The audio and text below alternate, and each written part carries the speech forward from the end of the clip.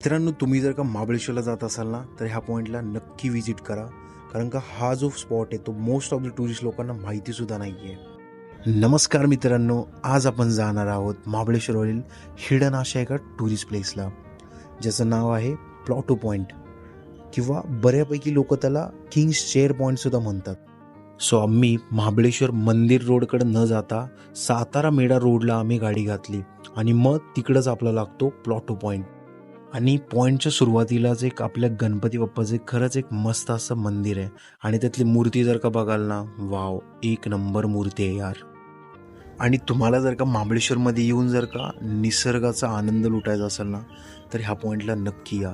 कारण का एकदम अशी घनदाट झाडी आहेत, त्यानंतर एकदम निसर्गरम्य असा व्ह्यू आहे. लांब लांबपर्यंत एकदम असे डोंगर रांगा दिसतील तुम्हाला. खरंच हा पॉईंट एक नंबर आहे.